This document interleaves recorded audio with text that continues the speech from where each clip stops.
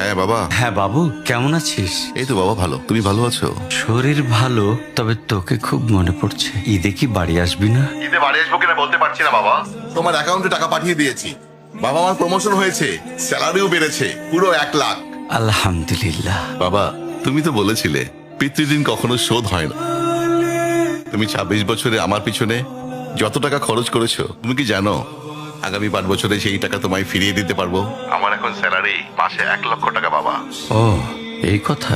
তাহলে শোন, তোকে একটা গল্প বলি। বলো বাবা।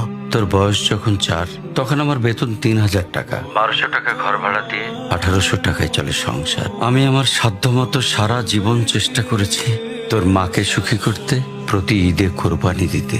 তোকে যেবার প্রথম স্কুলে ভর্তি করালাম, সেবারই প্রথম আমরা আমাদের কোরবানি দিতে পারিনি। সে বছর তোর মাকেও কোনো উপহার দিতে পারিনি। তুই যখন ভার্সিটিতে উঠলি, আমাদের অবস্থা তখন মোটামুটি ভালো, কিন্তু খুব কষ্ট হয়ে গিয়েছিল যখন আমার ট্রান্সফার হয়। রোজ রোজ বাসে চড়ে, পায়ে হেঁটে, ঘামে ভিজে খুব দুর্বিষহ লাগছিল। একদিন শোরুম থেকে একটা বাইক দেখে আসলাম। সে রাতে আমি স্বপ্নেও দেখেছিলাম আমি বাইকে চড়ে অফিসে যাচ্ছি। কিন্তু পরের দিন তুই বায়না ধরলি, জার্নি করতে তোর কষ্ট হয়। তোর কষ্টে আমারও কষ্ট হয় বাবা। আমি বাইকটা তোকে কিনে দিয়েছিলাম।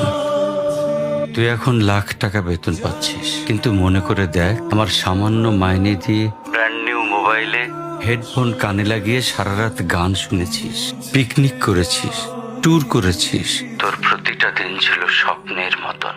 আর তোর টাকা নিয়ে আমি এখন হার্টের বাইপাস করাই, ডায়াবেটিক মাপাই।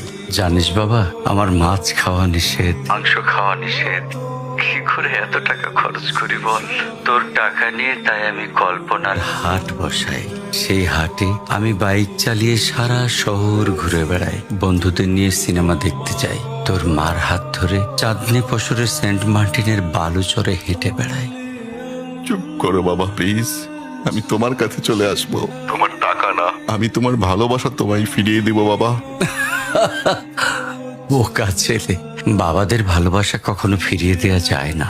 তোকে একটা প্রশ্ন করি বাবা, ধর তুই, আমি আর তোর খোকা তিনজন এক নৌকায় বসে আছি।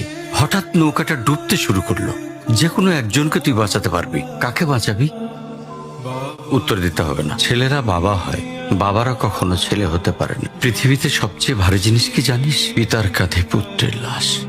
আমি শুধু জায়নামাজে বসে একটা জিনিস চাই, আমার কবরের ঘরটায় যেন আমি আমার ছেলের কাঁধে চড়ে যাই। তাহলেই তুই একটা ঋণ শোধ করতে পারবি, তোকে কোলে নেয়ার ঋণ।